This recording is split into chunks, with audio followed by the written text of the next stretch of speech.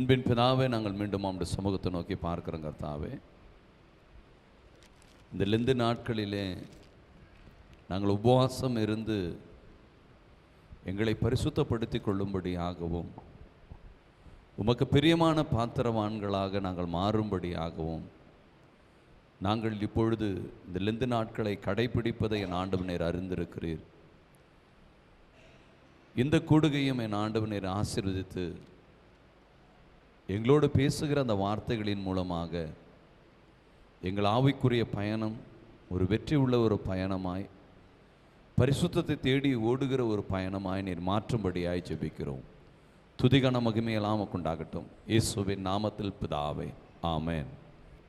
தேவனுடைய வருகையின் கடைசி காலங்கள், இந்த கடைசி காலங்களாக இருக்கிறபடியினால் நம்முடைய ஆவிக்குரிய பயணம் தேவனுக்கு பிரியமான ஒரு பயணமாய் நாம் தொடர வேண்டியது மிக மிக அவசியமாக இருக்கிறது.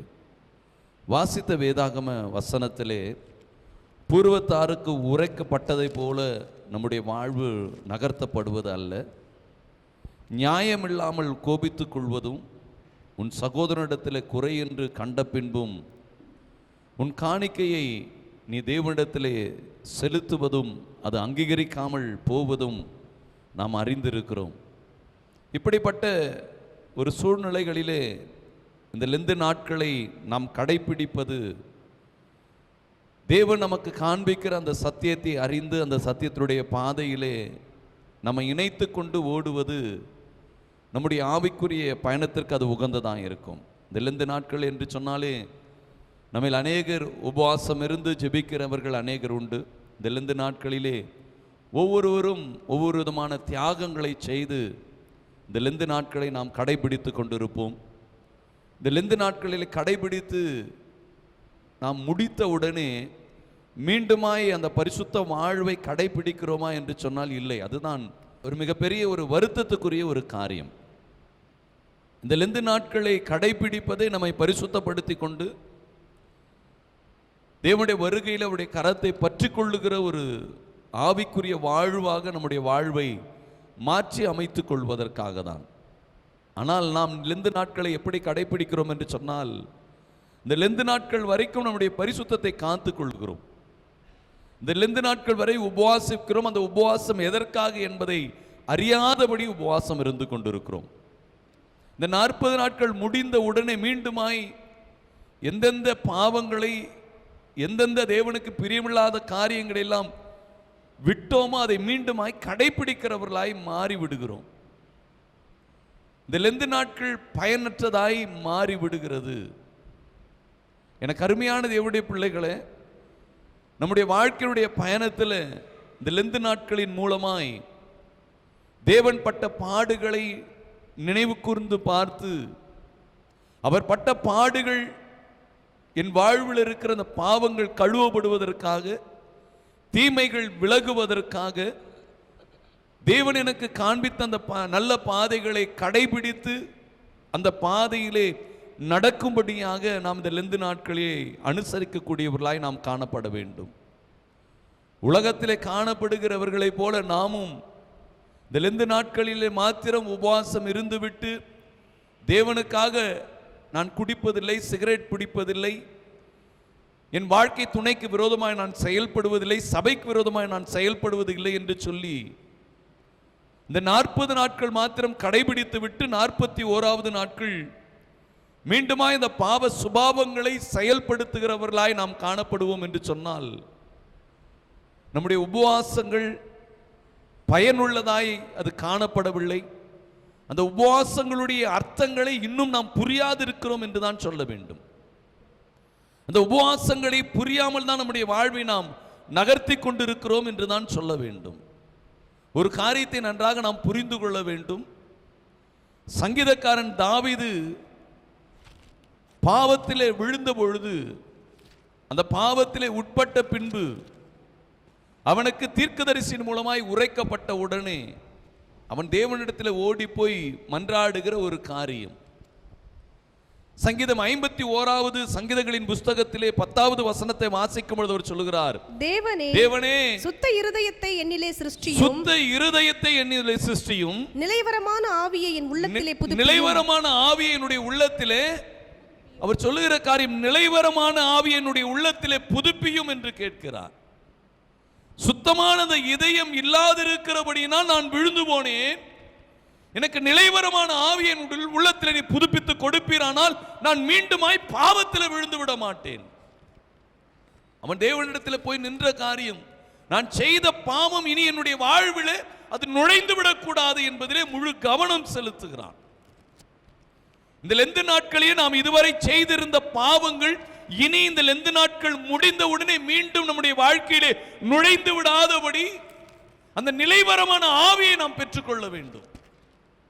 அந்த நிலைவரமான ஒரு ஸ்டாண்டர்ட் ஆவிக்குரிய காரியங்கள் நாம் இருப்பதில்லை. ஓய்வு நாளிலே ஆவிக்குரியவர்களாய் இருக்கிறோம், மற்ற நாட்களிலே ஆவிக்குரியவர்களாய் நாம் வாழ்வது கிடையாது. ஜெபிக்கும் பொழுது பரிசுத்தவான்களை போல் ஜெபிக்கிறோம், ஜெபத்தை முடித்த உடனே மாம்சீகமான செயல்பாடுகள் நம்மிலே வெளிப்படுகிறதா இருக்கிறது. அவன் தேவனால் அழைப்பை பெற்றவனாய் இருந்தாலும் தாவீது ஒரு நெருக்கடியான ஒரு சூழ்நிலை, தேவன் சவுலிடம் ராஜ்யபாரத்தை கொடுக்கிறார். சவுல் அந்த ராஜ்யபாரத்தை கொடுத்த பின்பு மாம்சீகமாய் அவன் எடுத்த சில முடிவு நிமித்தமாக தேவன் அவனை ராஜாவாக மாற்றியது தவறு என்று சொல்லி நினைத்து அடைந்து அந்த நெருக்கடியான ஒரு சூழ்நிலையிலே ஒரு ராஜா வேண்டும் என்று சொல்லி தேவன் தீர்மானித்து தாவீதை தேவன் முன்குறிக்கிறார், ஒரு அழைப்பை கொடுக்கிறார், ஒரு பெரிதான ஒரு அழைப்பு. அப்படிதான் நம்மையும் தேவன் இந்த நெருக்கடியான இந்த கடைசி காலங்களிலே அழைக்கப்பட்டவர்கள் அபாத்திரமாய் ஓடிக்கொண்டிருக்கிற இந்த சூழ்நிலைகளிலே தேவனுடைய பிள்ளைகளாய் இருக்கிற நாம் ஒவ்வொருவரும் எழும்பும்படியாக நம்முடைய கரங்களிலே தேவன் வரங்களை கொடுத்திருக்கிறார், அபிஷேகங்களை கொடுத்திருக்கிறார், தாளந்துகளை கொடுத்திருக்கிறார், ஆசீர்வாதங்களை கொடுத்திருக்கிறார். ஆனால் நாமும் தாவீதை போல இடறி விழுந்து விடுகிறோம். சூழ்நிலைகளை காரணம் காண்பித்து நாம விழுந்து விட்டு நான் விழுந்து விட்டேன் என்று சொல்லுகிறோம், ஒப்புரவாகுகிறோம். ஆனால் மீண்டுமா இந்த தவறை செய்யக்கூடியவர்களாய் மாறுகிறோம். இந்த லெந்து நாட்களில் உபவாசம் இருக்கிற நாம், பாவங்களை விட்டுவிட வேண்டும் என்று சொல்லி வாஞ்சிக்கிற நாம், தவறு என்று நான் குறிப்பிடவில்லை, அந்த பாவத்தை விட்டுவிட வேண்டும் என்று சொல்லி நினைக்கிற நாம் மீண்டும் அந்த பாவம் நம்முடைய வாழ்க்கையிலே நுழையாதபடி காத்துக்கொள்ள வேண்டியது அவசியமாய் இருக்கிறது. ஏன் மீண்டுமாய் நுழைகிறது என்று சொன்னால் அந்த நிலைவரமான ஆவியை நாம் பெறவில்லை. நிலைவரமான ஆவியை தாவீது பெற்றபடினால் மீண்டும் அவருடைய வாழ்விலே அந்த இச்சைகளை விழுந்து விடுகிற ஒரு சூழ்நிலைகளுக்குள்ளாக அவன் தள்ளப்படுகிற ஒரு நிலை வந்தாலும் அந்த பாவத்தில் அவன் விழுவதற்கு, தன்னை இணைத்துக் கொள்வதற்கு அவன் இடம் கொடுக்கவில்லை. அந்த நிலைவரமான ஆவி இல்லாததற்கு காரணம், அவன் அழகாய் சொல்லுகிறார், என் இதயம் பரிசுத்தமாய் காணப்படாதது. ஆகவேதான் தேவ சமூகத்திலே அவன் சங்கீதக்காரன் பாடல்கள் மூலமாய் தேவனிடத்தில் ஒரு விண்ணப்பத்தை வைக்கிறார், சுத்தமான இதயத்தை எனக்கு கொடுங்க. இந்த சுத்தமான இதயம் என்னிடம் இல்லாதிருக்கிறபடினால் நிலைவரமான ஆவி என்னால் பெற்றுக்கொள்ள முடியவில்லை, நான் இடறி விழுந்து போகிறேன். லெந்து நாட்களிலே ஒவ்வொரு ஆண்டும் இந்த லெந்து நாட்களை கடைபிடிக்கிறோம், உபவாசம் இருக்க வேண்டும் என்று சொல்லி வாஞ்சிக்கிறோம். ஆனால் உபவாசம் இருக்கிறோம், பாவங்களை விட வேண்டும் என்று சொல்லி முயற்சிக்கிறோம். இந்த லெந்து நாட்கள் முடிந்த உடனே எதை விட வேண்டும் என்று நினைத்தோமோ அதை மீண்டுமாய் தொடர செய்கிறோம். காரணம் என்னென்று சொன்னால், நிலைவரமான ஆவியை நாம் இன்னும் பெறாதவர்களைப் போலதான் நம்முடைய வாழ்வை நாம் நகர்த்தி கொண்டிருக்கிறோம் என்பதை நினைக்கும் பொழுதுதான் அது வருத்தம் அளிக்கக்கூடிய ஒரு காரியமாய் அது காணப்படுகிறது என்பதை நீங்கள் மறந்துவிட வேண்டாம். எசேக்கியேல் தீர்க்கதரிசி அழகாய் சொல்லுகிறார்.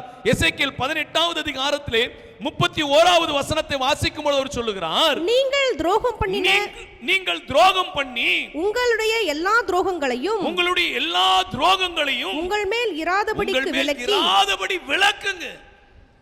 துரோகங்களை உங்களிலிருந்து விலக்குங்க. முதல்ல ஏன் என்னுடைய இருதயங்கள் பரிசுத்தப்படுத்த முடியல? ஏன் இந்த நிலவரமான ஆவியை பெற்றவனாய் இந்த லெந்து நாட்களுக்கு பின்பு தேவன் என்னை அழைத்த நோக்கத்தை நிறைவேற்ற வேண்டும் என்கிற வாஞ்சை நமக்குள் இருக்கிறது, அதை செயல்படுத்த முடியல. காரணம் என்ன என்று சொன்னால் இந்த துரோகங்கள் இருக்குது பாருங்க. துரோகங்கள் இல்லாதிருக்கு துரோகங்கள் செய்கிறபடியினால் தான். துரோகம் என்று சொன்னாலே ஒரு மனிதனை நாம் நம்பி சில பொறுப்புகளை கொடுத்த பின்பு அவர்கள் அந்த துரோகம் செய்யும் பொழுது ஒரு மன வருத்தம் அடைகிறது. தேவன் அப்படிதான் உங்களிடமும் என்னிடமும் தேவன் நம்பி சபையை கொடுத்திருக்கிறார், நம்பி குடும்பத்தை கொடுத்திருக்கிறார், நம்பி சில ஆத்துமாக்களை கொடுத்திருக்கிறார், பிள்ளைகளை கொடுத்திருக்கிறார், நம்பி எத்தனையோ பேருக்கு இல்லாத ஒரு சாக்கியத்தை தேவன் உங்களுக்கும் எனக்கும் கொடுத்திருக்கிறார். இது தேவன் கொடுத்த வாழ்வு, தேவன் கொடுத்த பிள்ளை, தேவன் கொடுத்த சபை. இந்த சிந்தனையோடு ஓடி இருப்போம் என்று சொன்னால் ஒவ்வொரு நம்முடைய சபைகளிலும் எழுப்புதல் காணப்பட்டிருக்கும். நம்முடைய சபைகளில் எழுப்புதல் இருக்கிறதா என்று சொன்னால் இல்லை. காரணம் யாரோ அல்ல, தேவன் நம்பி கொடுத்த காரியத்திலே துரோகம் செய்து விட்டோம்.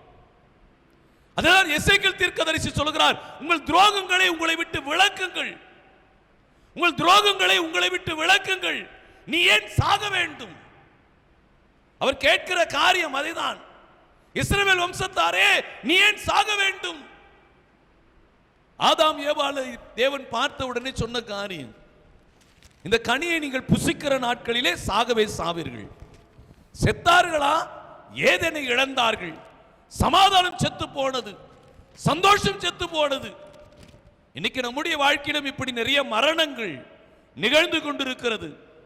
சந்தோஷம் செத்து போச்சு, சமாதானம் செத்து போச்சு, சரீர ஆரோக்கியம் செத்து போச்சு, பலன் செத்து போச்சு, எல்லாம் செத்து போச்சு. எசேக்கியேல் தீர்க்கதரிசி சொல்லுகிறார், ஏன் நீ சாக வேண்டும்? உன் பலன் ஏன் சாக வேண்டும்? உன் சமாதான சந்தோஷம் ஏன் சாக வேண்டும்? துரோகம் பண்ணுகிறதை விட்டு விடுங்க. இந்த துரோகம் பண்ணுகிறதை விட்டு விட்டாலே போதும், ஒரு புதிய இதயத்தை, சுத்தமான இதயத்தை பெற்றவர்களாய் நாம் மாற முடியும்.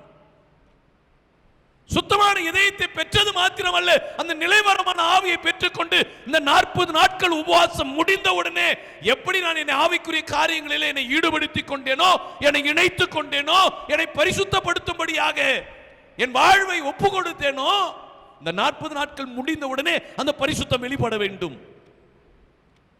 இந்த 40 நாட்கள் முடிந்த உடனே தேவன் என்னை தெரிந்து கொண்ட நோக்கம் அதில் நிறைவேற வேண்டும். நிறைவேறுகிறதா? இல்லை, நிறைவேறுவது கிடையாது. எப்பொழுதுமே வருடம் நானும் உபவாசம் இருக்கிறேன். இந்த 40 நாட்கள் லெந்து நாட்களை நானும் கடைபிடிக்கிறேன். யாருக்கு பயன்? நீங்கள் இருக்கிற அந்த லெந்து நாட்களிலே இருக்கிற உபவாசத்தினால் யாருக்கு பயன்? என் குடும்பத்திற்கு, என் தனிப்பட்ட வாழ்வுக்கு, என் சபைக்கு யாருக்கும் பயன் அல்ல. உனக்கு ஜீவனை கொடுத்த ஆண்டவருக்கு யாருக்கும் பயன் அல்ல. இன்னைக்கு நம்முடைய லெந்து நாட்கள் இப்படிதான் ஓடிக்கொண்டிருக்கிறது. எனக்கு அருமையான தேவனுடைய பிள்ளைகளை நினைக்கும் பொழுது மிகவும் வருத்தம் அளிக்கக்கூடிய ஒரு காரியமாய் இருக்கிறது. அதுதான் எசேக்கியேல் தீர்க்கதரிசி சொல்லுகிறார். எசேக்கியேல் 11வது அதிகாரத்தை எடுத்துக்கொள்ளலாம். அதிலே 19வது வசனத்தை வாசிக்கும் போது அவர் சொல்லுகிறார், அவர்களுடைய கட்டளைகளின்படி நடந்து என் நியாயங்களை கைக்கொண்டு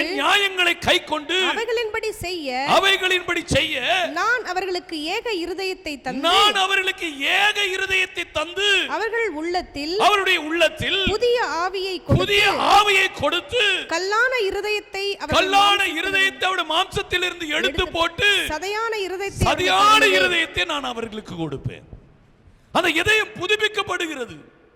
அந்த பாவத்தில் விழுந்த ஒரு வாழ்வு அது பரிசுத்தமாக்கப்படுகிறது. எப்பொழுது? அவருடைய கட்டளைகளின்படி நடக்கும் பொழுது. ஒவ்வொரு ஓய்வு நாளும் இந்த சத்தியத்தை கேட்கிறோம். ஓய்வு நாட்களில் பலவிதமாய் சத்தியங்கள் அறிவிக்கப்பட்டு கொண்டுதான் இருக்கிறது. இந்த சத்தியத்தை கடைபிடித்தோமா? இந்த நாள், இந்த ஓய்வு நாளின் மூலமாய், இந்த சத்தியத்தின் மூலமாய் கர்த்தர் என்னோடு இடைப்பட்டார். அப்போ என்னிடம் இருக்கிற இந்த பாவத்தை, இந்த மீறுதலை, இந்த அக்கிரமத்தை நான் என்னை விட்டு விலக்க வேண்டும். இதுதான் சத்தியத்தை கடைபிடிக்கிறவர்களுக்கான அடையாளம். வேதம் சொல்லுகிறது, இந்த சத்தியத்தை நீ கடைபிடித்தால், இந்த நியமங்களின்படி உன் வாழ்வை நீ நகர்த்தினால் உனக்கு நான் புதிய இருதயத்தை தருவேன். புதிய இருதயத்தை நீ பெறுவாயானால் உன் வாழ்க்கை நிலைவரமான ஆவியை பெற்றுக்கொள்ளும். நிலைவரமான ஆவியை நீ பெற்றுக்கொண்டால் மீண்டும் நீ விழுந்து போவது இல்லை, நீ சாவது இல்லை. உன் வாழ்க்கையிலே, உன் குடும்பத்திலே சமாதானம், சந்தோஷம் சாவது இல்லை. எனக்கு அருமையான தேவனுடைய பிள்ளைகளே, ஒரு பெரிய ஆசீர்வாதம் இருக்குதுங்க. இந்த லெந்து நாட்களை சரியாக நீங்கள் கடைபிடிப்பீர்களானால் அதன் முடிவிலே ஒரு பெரிய ஒரு ஆசீர்வாதம் இருக்கிறது. அதை நாம் முழுமையாக அறிந்து கொண்டு அந்த லெந்து நாட்களிலே நாம் நம்மை இணைத்துக் கொள்வதில்லை. நானும் லெந்து நாட்களிலே கடைபிடிக்கிறேன், உபவாசம் இருக்கிறேன், பூ வைப்பதில்லை, கரிச்சோறு சாப்பிடுறது இல்லை, என்னை அழகுபடுத்திக் கொள்வதில்லை. இது ஊர் பார்ப்பதற்காக தான் இந்த லெந்து நாட்கள். ஆனால் உபவாசம் அப்படி இருக்க சொல்லி வேதம் சொல்லவில்லை. உன் உபவாசம் வெளி தோற்றமாய் அல்ல, அது தேவன் காணுகிற வண்ணமாய் இருக்க வேண்டும். அந்த உபவாசத்தின் மூலமாய் உன்னுடைய குணாதிசயங்கள் மாற வேண்டும். நீ தேவனுக்கு பிரியமான பாத்திரமானாய் மாற வேண்டும். இதைதான் ஆண்டவர் நம்மிடம் எதிர்பார்க்கிற காரியங்கள். இந்த லெந்து நாட்களிலே நாம் கடைபிடிக்க வேண்டிய காரியம் அதுதான். ஒன்றுமில்ல, துரோகம் பண்ணுகிறத விட்டுடுங்க. கட்டளைகளே தேவன் கொடுக்கிற அந்த வார்த்தைகளுக்கு கொஞ்சம் கீழ்ப்படிந்து நடங்க. வேற எந்த தியாகமும் வேண்டாம். வேற எதையும் பெரிதாக தேவன் எதிர்பார்க்கவில்லை. அப்பொழுது வேதம் அழகாய் எசேக்கியேல் தீர்க்கதரிசி மூலம் தேவன் சொல்றார், உனக்கு புதிய இருதயத்தை நான் கொடுத்துருவேன். புதிய இருதயம் கொடுத்து விட்டாலே நீ நிலைவரமான ஆவியை பெற்றுக்கொள்வாய். மீண்டுமாய் பாவம் உன்னை வீழ்த்த வந்தாலும் அது வீழ்த்த முடியாது. தாவீது மரணம் சந்திக்கிற ஒரு தருவாயிலே அவனுக்கு ஒரு சிறிய பெண்ணோடு திருமணம் செய்து வைக்க முற்படுகிறார்கள். தாவீது அந்த பெண்ணோடு இணைந்தானா என்று சொன்னால் இல்லை. காரணம் என்ன என்று சொன்னால் அவன் நிலைவரமான ஆவியை பெற்றிருந்தான். ஒரு முறை தாங்க, ஒரே முறை தான். தமிழ்ல ஒரு வாய்ச்சொல்லாக சொல்லுவார்கள், நல்ல மாட்டுக்கு ஒரு சூடு, நல்ல மனுஷனுக்கு ஒரு சொல். ஒரு செய்தி போதும். அந்த செய்தியுடைய அர்த்தங்களை புரிந்து நம்ம இணைத்துக் கொள்வோமானால் ஒரே செய்தி போதும் நான் என்னை உருமாற்றம் செய்து கொள்வதற்கு. ஒவ்வொரு நாளும் கழுவுகிறோம், ஒவ்வொரு ஓய்வு நாளிலும் கழுவுகிறோம். அது போதாது என்று சொல்லி இந்த 40 நாளும் அனுதினம் உபவாசம் இருந்து கழுவிக்கொண்டே இருக்கிறோம். கழுவப்பட்டோமா? வாழ்வு மாறியதா? சாபம் விலகியதா? தீமை விலகியதா? இல்லை, இன்னும் மரணம் சந்தித்துக் கொண்டே இருக்கிறது. சந்தோஷத்தை இழந்திருக்கிறோம், சமாதானத்தை இழந்திருக்கிறோம், ஆசீர்வாதங்களை இழந்திருக்கிறோம். தேவன் ஆதாம் அவளை பார்த்து சொன்னார், எல்லாவற்றையும் ஆண்டுகொள். அதிகாரங்களை கொடுத்தார், இழந்தார்கள். மார்க் 16:17-18 வசனத்தில் சொல்கிறார், விசுவாசித்தால் போதும், நவமான பாஷையை பேசுவ, சர்ப்பங்களை எடுப்பு, சாவுக்கு இதுவான எதை கொடுத்து அது உன்னை சேதப்படுத்தாது, வியாதியஸ்தன கைகளை பாவம் சொஸ்தமாவார்கள். எங்கு போச்சு இந்த அடையாளங்கள்? ஒரு விசுவாசியாய் இருந்து காண்பிக்க வேண்டிய இந்த அடையாளங்கள் செத்து போயிருக்குது. இந்த செத்து போன இந்த அடையாளங்கள் உயிர் பெறுவதற்காக தான் இந்த லெந்து நாட்களை நாம் கடைபிடித்துக் கொண்டிருக்கிறோம். இது உயிர் பெற்று விடுமானால் நம்முடைய சபைகளிலே எழுப்புதல், கிறிஸ்துவ குடும்பங்களிலே எழுப்புதல், ஒரு தனிப்பட்ட ஒரு ஆவிக்குரிய மனிதனுடைய வாழ்க்கையிலே எழுப்புதல் இருக்கும். இன்னைக்கு எழுப்புதல் ஆலயத்துக்கு வருவது கையை தட்டிட்டு நானும் ஜெபிச்சேன், நானும் ஆலயத்துக்கு போனேன், இந்த எண்ணங்களோடு தான் ஓடிக்கொண்டிருக்கிறோம். எனக்கு அருமையான தேவனுடைய பிள்ளைகளே, அறிந்து கொண்டு நம்முடைய ஆவிக்குரிய வாழ்வை நாம் நகர்த்த கடமைப்பட்டவர்களாய் இருக்கிறோம் என்பதை நீங்கள் மறந்துவிட வேண்டாம். அப்போஸ்தலனாகிய பவுல் ரோமாபுரிக்கு எழுதும் போது சொல்லுகிறார், ரோமர் 2வது அதிகாரத்தை எடுத்துக்கொள்ளலாம், அதிலே 4-5வது வசனங்களை வாசிக்கும் போது அவர் சொல்லுகிறார், அல்லது தேவ தயவு நீ குணப்படும்படி, தேவ தயவு நீ குணப்படும்படி உன்னை ஏவுகிறது என்று அறியாமல், உன்னை ஏவுகிறது என்பதை நீ அறியாதிருக்கிறாய். தேவனுடைய இரக்கம் உன்னை ஏவுகிறது, உன்னை ஊக்குவிக்கிறது, உன்னை உருவாக்க நினைக்கிறது. இதை நீ அறியாமல் அவருடைய தயவு, பொறுமை, நீடிய சாந்தம், தயவு, பொறுமை, நீடிய சாந்தம், இவைகளின் ஐஸ்வரியத்தை அசட்டை பண்ணுகிறாயோ, இவைகளுடைய ஐஸ்வரியத்தை அசட்டை பண்ணி கொண்டிருக்கிறோம். உன் மன கடினத்திற்கும் குணப்படாத இருதயத்திற்கும் ஏற்றபடி தேவனுடைய நீதியுள்ள தீர்ப்பு வெளிப்படும். கோபாக்கினை நாளிலே உனக்காக கோபாக்கினையை குவித்துக் கொள்கிறாயே. கோபாக்கினையை குவித்துக் கொள்ளாதே, வேண்டாம். கோபாக்கினை நாள் வரப்போகிறது. ஆண்டவர் மீண்டுமாய் வரப்போகிறார். தேவ தயவு குணப்படும்படி உன்னை ஏவுகிறது என்பதை நீ அறியாமல் கோபாக்கினியை நாம் குவித்துக் கொள்ளுகிறோம். புரியலன்னா அதுதான். புரியாத கையை வச்சிடாதீங்க. நம்ம ஆவிக்குரிய பயணத்தில் ஒரே ஒரு வேத வசனம் ஒன்று ஞாபகத்துக்கு வருகிறது. இன்று ஆவிக்குரிய பயணத்தில் இப்படி புரியாமல் ஓடுகிறபடி நல்லா தடுமாற்றங்க நம்முடைய வாழ்க்கையில். ஏன் இந்த தடுமாற்றம் என்று சொன்னால், புரியாமல் ஓடுகிறபடியினால் தான், புரியாமல் நம்ம இணைத்துக் கொள்ளுகிறபடியினால் தான் நம்முடைய வாழ்வு தடுமாற்றத்திலே தள்ளப்படுகிறது. எனக்கு அருமையான தேவனுடைய பிள்ளைகளே, 2 பேதுரு 3வது அதிகாரம் 16வது வசனத்துடைய பிற்பகுதியில் அவர் சொல்கிறார், கல்லாதவர்களும் உறுதி இல்லாதவர்களும் மற்ற வேத வாக்கியங்களை புரட்டுகிறது போல தங்களுக்கு கேடு வரத்தக்கதாக இந்த பரிசுத்த வேதாகமத்தை புரட்டுகிறார்களாம். பரிசுத்த வேதாகமம் புரட்டப்படுகிறது ஆசீர்வாதத்திற்கு, விடுதலைக்கு. ஆனா வேதம் சொல்லுது தங்களுக்கு கேடு வரத்தக்கதாக இவைகளையும் புரட்டுகிறார்களாம். அப்போ ஆவிக்குரிய பயணம் என்பது சரியா பயணிக்கணும். கொஞ்சம் தவறுனா அது நம்மை அழிச்சிடும். நான் அடிக்கடி சொல்லுகிற ஒரு உதாரணம், இந்த கத்தி இருக்குது இல்லையா, அது முரட்டு ஆசாமியுடைய கரத்தில் கிடைச்சிச்சுனாக்கா யாரையாவது அழிச்சிடும். குழந்தையுடைய கையில கிடைச்சா அது எங்க பிடிக்கிறதுன்னு தெரியாது, அது தன்னுடைய கையை அது வெட்டி கொள்ளும். ஒரு நல்ல ஒரு சமையல் செய்கிற ஒரு பெண்மணி கரத்தில் கிடைச்சாக்கா ஒரு நல்ல சமையல் ஆகும். சத்தியமும் அப்படிதான், ஆவிக்குரிய பயணம் அப்படிதான். முரட்டுதனமா பிடிக்கிறதுனால எத்தனை ஆத்துமாக்கள் அழிந்து போய் கொண்டிருக்கிறது. எப்படி பிடிக்கிறதுன்னு தெரியாம நானும் பிடிக்கிறேன்னு பிடிச்சு தன்னை அழித்துக் கொள்ளுகிறவர்களும் உண்டு. ஆனால் அருமையா இதை புரிந்து கொண்டு அந்த உபவாசம் எதற்காக, அந்த அழைப்பு எதற்காக என்பதை அறிந்து புரிந்தவர்கள் அதற்குரிய பலனை அவர்கள் அடைகிறவர்களாகவும் இருக்கிறார்கள். நாம எப்படி இருக்கிறோம்? தேவ தயவு நீ குணப்படும்படி உன்னை ஏவுகிறது என்பதை அறியாமல் ஓடிக்கொண்டிருக்கிறோம். எதற்கு இந்த உபவாசம்? எல்லாரும் இருக்கிறாங்க, நான் இருக்கிறேன், கிறிஸ்தவன்றதை நான் காட்டணும், அதற்காக தான் உபவாசம். 4 பேர் முன்னாடி நான் ரொம்ப பக்தி பரிசுத்தம், இதை காட்டணும், இதற்காக உபவாசம். அதற்கு இல்லைங்க. நீ குணப்படும்படி உன்னை ஏவுது, உன்னை நீ சீர்படுத்திக் கொள்ளும்படி உன்னை ஏவுது, உன்னை பரிசுத்தப்படுத்திக் கொள்ளும்படி உன்னை ஏவுது. காரணம் என்ன? என் இருதயம் இன்னும் பரிசுத்தமா இல்ல. இந்த பரிசுத்தமா இல்லாத இருக்கிறபடினால் தான் நிலைவரமான ஆவியை நான் பெறல. நிலைவரமான ஆவி இல்லாத பொழுதுதான் தாவீது விழுந்து போனான். பெற்ற உடனே மீண்டுமாய் அவன் விழுந்து போகல, நிற்கிறான் தேவனுடைய பிள்ளையாய். மரணம் அவனை சந்திக்கும் வரை, தாவீதின் குமாரனே என்று சொல்லி உயர்த்தப்படும் வரை அவன் சாட்சியாவுடைய வாழ்வு நிறுத்தப்பட்டது என்பதை மட்டும் நாம் மறந்துவிட முடியாது. எனக்கு அருமையான தேவனுடைய பிள்ளைகளே, அதுதான் சகரியா தீர்க்கதரிசி சொல்கிறார். சகரியா 7வது அதிகாரத்தை எடுத்துக்கொள்ளலாம். அதிலே 12வது வசனத்தை வாசிக்கும் போது அவர் சொல்கிறார், வேதத்தையும் சேனைகளின் கர்த்தருடைய தம்முடைய ஆவியின் மூலமாய் முந்தின தீர்க்கதரிசனத்தை கொண்டு, முந்தின தீர்க்கதரிசிகளை கொண்டு சொல்லி அனுப்பின வார்த்தைகளை கேளாதபடிக்கு தங்கள் இருதயத்தை, கேளாதபடிக்கு தன்னுடைய இருதயத்தை வைரமாக்கினார்கள். ஆகையால் மகா கடுங்கோபம் சேனைகளின் கர்த்தரிடத்திலிருந்து உண்டாயிற்று. சேனைகளுடைய கர்த்தரிடத்திலிருந்து. பக்கத்து வீட்டுக்காரன் சூனியம் வைக்கல. கிறிஸ்தவனுக்கு சூனியம் வைக்கிறது யாரு? பக்கத்து வீட்டுக்காரன் இல்ல, மகா கோபம் தேவனிடத்திலிருந்து வருகிறது. பரிசுத்த வேதாகம் அப்படிதான் சொல்லுது, தேவனிடத்தில் கோபம் வருகிறதா? ஏன்? எத்தனையோ தீர்க்கதரிசி மூலமாய் எவ்வளவு சத்தியம் பேசியும் நாம நம்முடைய இருதயத்தை வைராக்கியமாக்கிடுறோம் இல்லையா? அவர் என்ன பேசுறது, இவர் என்ன சொல்றது, இப்படிதான் நம்முடைய வாழ்க்கை தடுமாறுறது. காரணம் யாரும் இல்லைங்க. பக்கத்து வீட்டுக்காரெல்லாம் யாரும் நமக்கெல்லாம் சூனியம் வைக்க தேவையில்லை. கிறிஸ்தவனுக்கு சொந்த காசிலே அவன் சூனியம் வச்சுக்கலாம். இன்னைக்கு ஆவிக்குரிய பயணம் விழுந்து போயிருக்கிறது. இதுல ஒரு மாற்றம் வேணுங்க. இதுல நம்முடைய சபைகளில் ஒரு மாற்றம் வேணும், கிறிஸ்தவ குடும்பங்களில் ஒரு மாற்றம் வேண்டும். இது இருந்து விட்டாலே போதுங்க.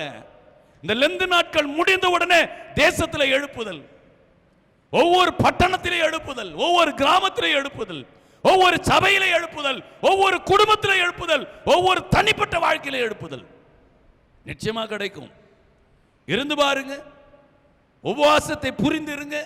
நீ குணப்படும்படி அது உன்னை ஏவுகிறது என்பதை புரிந்து கொண்டிருங்க. அது உன்னை குணப்படும்படி உன்னை ஏவுகிறது என்பதை அறிந்து கொண்டு உபவாசம் இருங்க. உபவாசம் இருக்கிறேன் என்று சொல்லுவது பெரிதல்ல, அதனுடைய அர்த்தங்களை புரிந்து கொண்டு இருப்பது நம்முடைய ஆவிக்குரிய பயணத்திற்கு அது நலமாய் இருக்கும் என்பதை மறந்துவிட வேண்டாம். எசேக்கியேல் தீர்க்கதரிசி சொல்கிறார். எசேக்கியேல் 36வது அதிகாரத்தை எடுத்துக்கொள்ளலாம். அதிலே 26வது வசனத்தை வாசிக்கும் போது அவர் சொல்கிறார், உங்களுக்கு நவமான இருதயத்தை கொடுத்து, உங்களுக்கு நவமான இருதயத்தை கொடுத்து உங்கள் உள்ளத்திலே புதிதான ஆவியை கட்டளையிட்டு கல்லான இருதயத்தை உங்கள் மாம்சத்திலிருந்து எடுத்து போட்டு சதையான இருதயத்தை உங்களுக்கு நான் கொடுப்பேன். சதையான இருதயம் இருக்குதான்னு பாருங்க. கல் மனசு தான் இருக்குது நமக்கு, ரொம்ப கல் மனசு தான் இன்னைக்கு கிறிஸ்தவர்களுக்கு. கல் மனசு தான் இன்னைக்கு வாசிக்க மத்திய 5வது அதிகாரத்திலே வாசிக்க கேட்ட வசனங்களை மீண்டுமாய் உடைய இல்லங்களிலே சென்று ஹோம்வொர்க் செய்யுங்க. ஹோம்வொர்க் செய்ய பழகி கொள்ளுங்க. என்ன இந்த வசனம் சொல்லப்படுகிறது? குறித்து கொண்டு அதை சத்தியத்தில் தான் என்னை நடத்துகிறதா, இல்லை என்னை சிரிக்க வைத்து என்னை ஏமாற்றி விடுகிறதா? கவனிங்க முதல்ல சத்தியத்தை. சத்தியம் யார் சொல்லுகிறார்கள் என்பது பெரியதல்ல, அந்த சத்தியம் என்னை எந்த பாதையில் நடத்துகிறது என்பதுதான் பெரியது. அந்த சத்தியத்தின் மூலமா என் வாழ்வு உருமாற்றம் அடைந்திருக்கிறதா என்பதுதான் பெரியது. இந்த கல் மனங்க எவ்வளவு இருந்தாலும் சரி, சகோதரனுக்கு செய்கிற காரியத்தில், வாழ்க்கை துணைக்கு, சபைக்கு கல்மனம், நம்முடைய வாழ்க்கையில் இந்த கல்மனம் இருக்குதுங்க. சதையான எண்ணமே இல்லை. ஒரு நல்ல ஒரு மனம் இருக்குதா பாருங்க, இல்லை. அந்த காலங்களில் எல்லாம் ஒருவர் பார்த்து முகத்தை பார்த்து சிரிப்பார் என்று சொன்னால் ஏதோ ஒரு சந்தோஷத்தை வெளிப்படுத்துகிறார்கள் என்பதை புரிந்து கொள்ள முடியும். இன்னைக்கு ஒரு மனுஷன் சிரிக்கிறனால பயமா இருக்குது, என்ன ஏமாற்ற போறானோன்னு பயமா இருக்குது, அவனா வந்து பேசினாலும் பயமா இருக்குது. எதற்காக பேசுறான்னு தெரியலையே. காரணம் என்ன? நீங்களும் நானும் நிற்க வேண்டிய இடத்தில் நாம் நிற்கல. ஒரு காலத்தில் உங்களுக்கெல்லாம் தெரியுமா என்று தெரியவில்லை, ஒரு காலத்தில் கிறிஸ்தவன் என்றால் பொய் சொல்ல மாட்டார்கள் அப்படி என்கிற ஒரு பெயர் இருந்தது. கிறிஸ்தவர்கள் என்றால் நல்லவர்கள் என்கிற ஒரு பெயர் இருந்தது. இன்று அவைகளெல்லாம் இல்லை. யாரோ இல்லை, காரணம் நீங்களும் நானும் தான், வேற யாரும் கிடையாது. நாம நமக்குள்ள இருக்கிற இந்த லெந்து நாட்களின் மூலமாய் ஒவ்வொரு லெந்து நாட்களிலும் நம்மை மாற்றி மாற்றங்களை கொண்டு வந்து கொண்டே இருந்திருப்போம். ஆனால் இன்னைக்கு எழுப்புதல் இருந்திருக்கும், வளர்ச்சி இருந்திருக்கும், தேவனுக்காக ஒரு கூட்டத்தை ஆயத்தப்படுத்தி இருப்போம். இன்னைக்கு திருச்சபை இப்படி இருந்திருக்காது. திருச்சபையில சத்தியம் கேட்பதற்காக ஒரு கூட்டம் வெளியே காத்து கொண்டிருக்கும். இன்னைக்கு நம்முடைய வாழ்க்கை அப்படி இல்லையே. வருத்தம் அளிக்கக்கூடிய ஒரு பதிவு இல்லையா? கல்லான இதயம் அதை மாற்று, கல்லான இதயத்தை மாற்று என்று தான் வேதம் சொல்கிறது. இதயத்தை மாற்றிக்கொள். ஏசியா தீர்க்கதரிசி இன்னுமாய் சொல்கிறார். ஏசியா 1வது அதிகாரத்திலே 16வது வசனத்தை வாசிக்கும் பொழுது சொல்கிறார், நீங்கள் உங்களை கழுவி சுத்திகரியுங்கள், உங்கள் கிரியைகளின் பொல்லாப்பை, உங்களுடைய கிரியைகளுடைய பொல்லாப்பு என் கண்களுக்கு மறைவாக அகற்றிவிட்டு, கண்களை விட்டு அகற்றுங்க. முதல்ல 4 பேர் முன்னாடி நீ இருக்கிற உபவாசம் இருக்கட்டும், அது தேவனுடைய பார்வையில் உன் உபவாசம் அங்கீகரிக்கப்பட்டுக்குதான் முதல்ல பார். 4 பேர் முன்னாடி நீ கொடுக்கிற காணிக்கை இருக்கட்டும், அந்த காணிக்கை ஆண்டவர் ஏற்றுக்கொண்டாரா பாரு.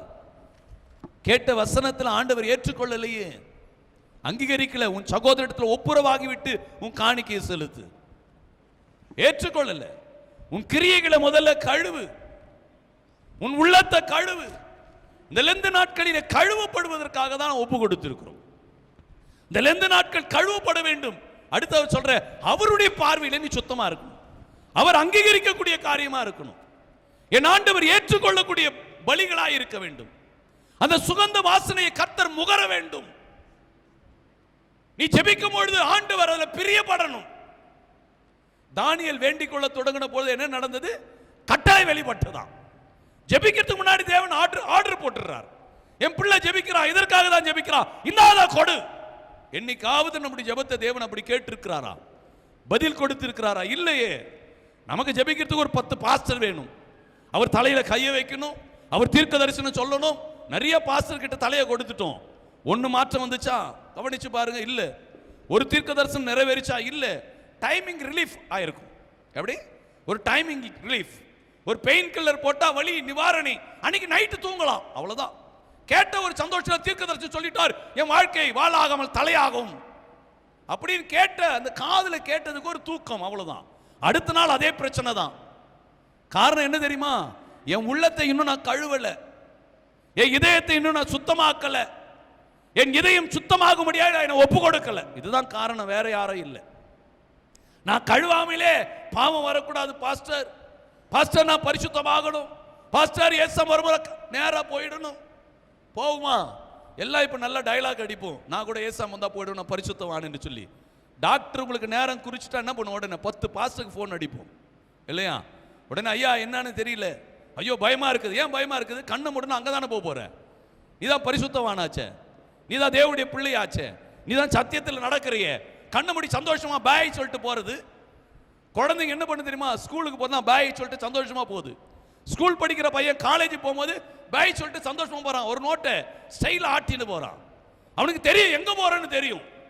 காலேஜில் போறவன் காலேஜ் முடிச்ச உடனே வேலைக்கு போகும்போது ஒரு பெரிய சந்தோஷம், வேலைக்கு போறவன் கல்யாணம் அவனுக்கு இன்னொரு பெரிய சந்தோஷம்.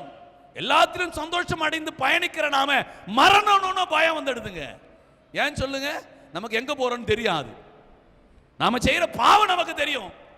நம்ம கழுவப்படைக்கணும் ஒப்பு கொடுக்கல. இந்த லெந்து நாட்கள் அது கழுவப்படணும்.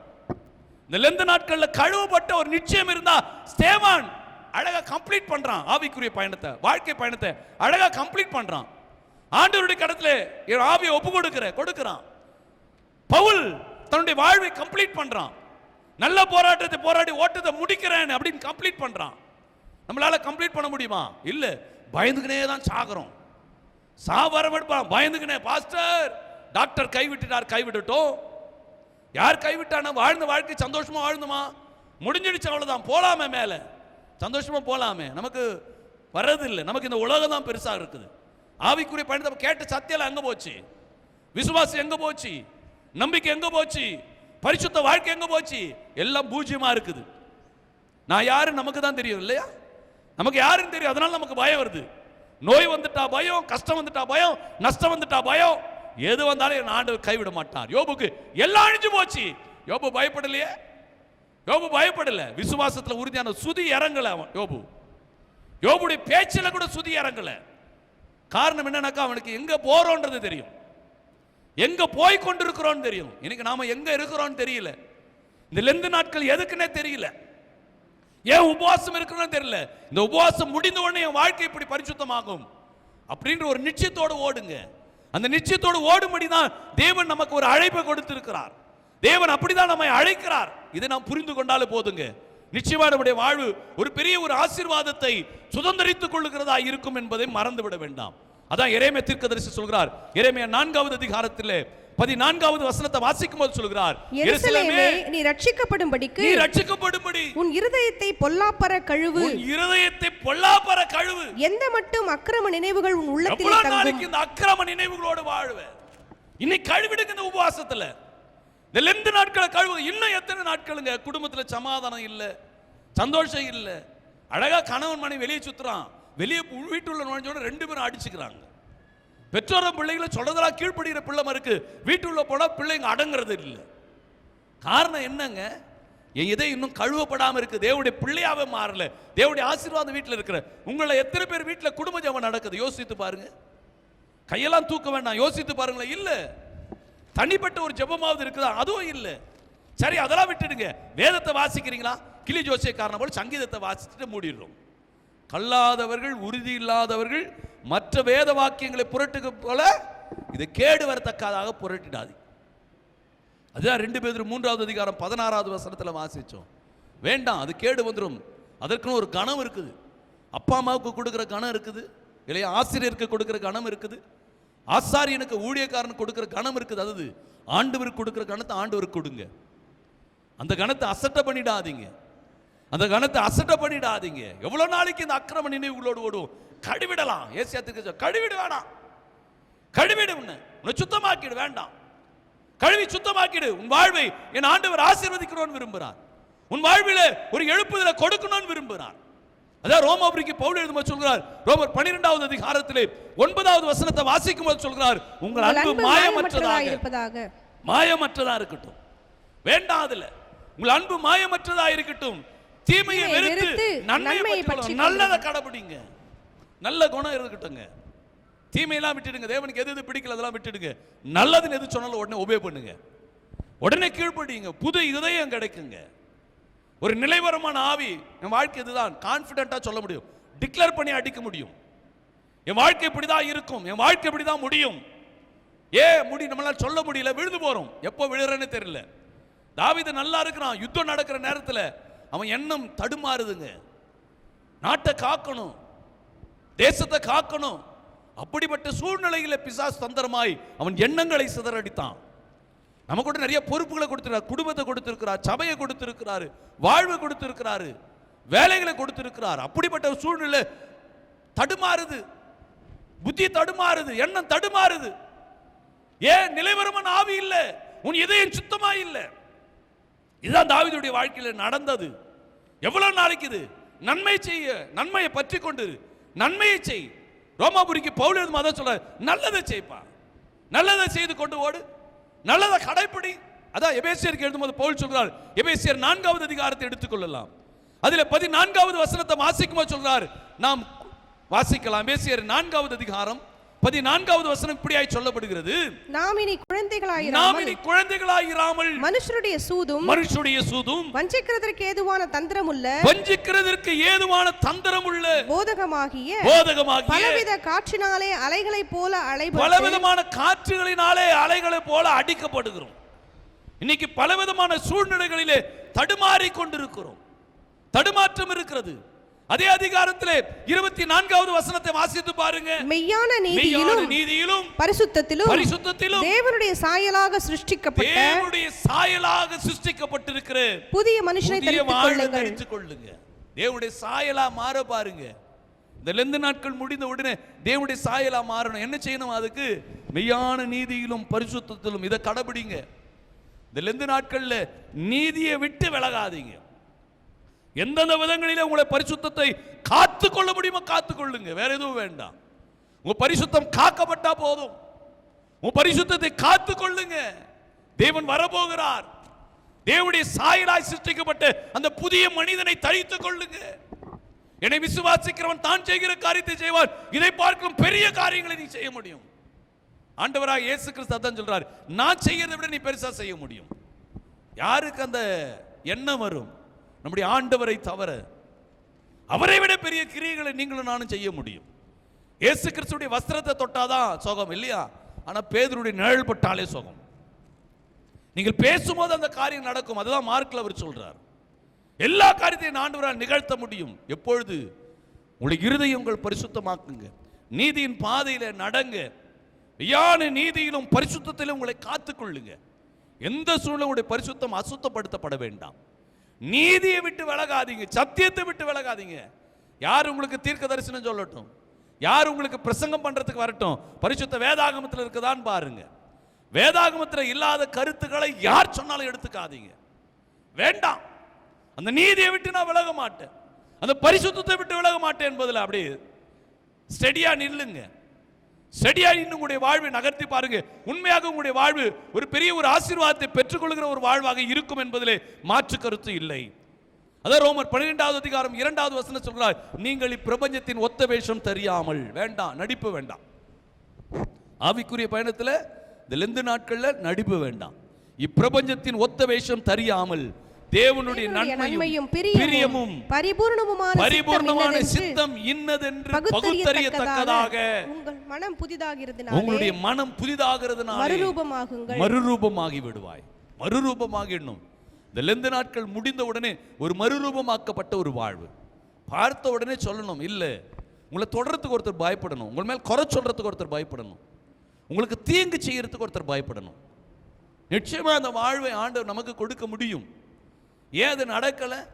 தாவீதுடைய வாழ்க்கையில் அவன் மீண்டுமாய் அவன் இச்சையில விழுந்து போகும்படியாக அவனுடைய உறவுக்காரர்கள் எல்லாம் ஒன்று சேர்ந்து செயல்படும் பொழுது அவன் விழுந்து போகல. அவன் ஸ்டெடி மைண்டா இருக்கிறான். நிலைவரமான ஆவியை பெற்றவனாய் இருந்தான். நீங்களும் இந்த லெந்து நாட்கள் முடியும் பொழுது அந்த நிலைவரமான ஆவியை பெற்றவர்களாய் இருக்கணும். அந்த நிலைவரமான ஆவியை பெற்றவர்களாய் நம்முடைய வாழ்வை நாம் நகர்த்தணும். அதான் தாவீது கேட்கிறான், நிலைவரமான ஆவியை உள்ளத்தில் புதுப்பித்துக் கொடுங்க. சுத்த இதயம் எனக்கு கொடு. அந்த இதயத்தை பெற்றுனா அந்த நிலைவரமான ஆவியை நான் பெற்றுடுவேன். அதுக்கு என்ன செய்யணும்ன்றாரு எசேக்கியேல் தீர்க்கதரிசி? துரோகம் பண்றதை விட்டுடு. அவர் சொல்ற காரியம் துரோகம் பண்ணுகிறதை விட்டுடு. கட்டளைகளை எல்லாம் கீழ்ப்படி. தேவன் சொல்ற வார்த்தையின்படி உன்னுடைய வாழ்வை நகர்த்து. கல்லான இதயத்தை மாத்து. சதையான இதயத்தை நீ தரித்துக்கொள். எவ்வளவு நாளைக்கு இந்த அக்கிரம் வேண்டாம். நன்மை செய்ய பழகுங்க, நல்லதை செய்யுங்க, பரிசுத்தத்தை நீ கடைபிடி, நீதியின் பாதையிலே நடக்க பார். வேஷம் வேண்டாம். பவுல் சொல்கிறார், வேஷம் வேண்டாம். இப்பிரபஞ்சத்தில் ஒத்த வேஷம் வேண்டாம். வேண்டாம், வேஷம் வேண்டாம். வேஷம் நமக்கு வேண்டாம். ஆவிக்குரியவர்களா இருக்கிற நமக்கு வேஷம் வேண்டாம். அதான் எபேசியருக்கு எழுதும்போது சொல்கிறார், எபேசியர் 2வது அதிகாரம் 10வது வசனம் சொல்கிறார், ஏனெனில் நற்கிரியைகளை செய்கிறதற்கு நாம் கிறிஸ்து இயேசுவுக்குள் சிருஷ்டிக்கப்பட்டு தேவனுடைய செய்கையாய் இருக்கிறோம். செய்யுங்க. நாம கிறிஸ்து இயேசுவுக்குள் சிருஷ்டிக்கப்பட்ட தேவனுடைய செயல்கள். நாம நீங்களும் நானும் கிறிஸ்து பிரதிபலிக்கிற பாத்திரவான்கள். நீங்களும் நானும் கிறிஸ்து வெளிப்படுகிற ஒரு பாத்திரவான்கள். உங்களை காண்கிறவர்கள் கிறிஸ்துவை காண வேண்டும். அதற்கெல்லாம் ஒன்று தியாகலாம் ஒன்றும் செய்ய வேண்டாம். உங்களுடைய சுத்த இருதயத்தையும் நிலைவரமான ஆவியும் பெற்றுக்கொள்ளுங்க. தீமை செய்வதை விட்டுடுங்க. போதும், இத்தனை நாள் வாழ்ந்தது, எத்தனை நாட்கள் நான் இன்னுமாய் நான் குந்தி குந்தி நடப்பேன். எத்தனை நாட்கள் நான் போராடி கொண்டே இருப்பேன். எத்தனை நாட்கள். தேவனுடைய பார்வையில் எப்படி இருக்குன்னு பாருங்க. யாருக்காகவும் உபவாசம் இருக்காதீங்க. யாருக்காகவும் தெரியணும் அப்படின்றத உபவாசம் இருக்காதீங்க. உடைய உபவாசங்கள் அங்கீகரிக்கப்படுகிறதா என்று சொல்லி ஒவ்வொரு இரவு பொழுவதிலும் படுப்பதற்கு முன்பாக, உறங்குவதற்கு முன்பாக ஜெபித்து பாருங்க. நான் இன்னைக்கு என்னென்ன செய்தேன்? தீங்கி இன்னைக்கு என்னை விட்டு போச்சா? நான் நீதியில நடந்தனா? என் பரிசுத்தத்தை காத்து கொண்டனா? இன்னைக்கு எப்படி இருந்துச்சு? அப்படி இருங்க. உபவாசம் அதுதான் லெந்து நாட்கள்.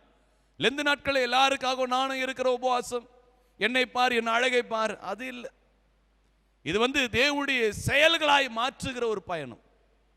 கிறிஸ்தவங்களை மறைத்து வெளிப்படுகிற ஒரு பயணம். இந்த கடைசி நாட்களிலே நம்முடைய திருச்சபைகளிலே எழுப்புதல் உங்கள் மூலமாய் என் மூலமாய் கொடுக்கிற ஒரு பயணம். இது நம்முடைய குடும்பங்கள் ஆசீர்வாதங்கள் சாபக்கட்டிலிருந்து வெளியே வருகிற ஒரு பயணங்கள். விசுவாசிக்கு இருக்கிற அடையாளங்களை காண்பிக்கிற ஒரு பயணம். அதற்கு தேவனுடைய பார்வையிலே என் உபவாசம் அங்கீகரிக்கப்பட்டதா? இதை நீங்கள் அறிந்து கொண்டாலே போதும். நிச்சயமாக நம்முடைய இந்த லெந்து நாட்கள் ஆசீர்வாதமாய் இருக்கும். நம்முடைய ஆவிக்குரிய பயணத்தை தேவன் அங்கீகரிப்பார். தேவ சித்தம் நமக்குள் நிறைவேறும். தேவன் நம்மை கொண்டு நிறைவேற்ற வேண்டிய காரியங்களை நிறைவேற்றிக் கொள்வதற்கு அது ஏற்றதா இருக்கும்.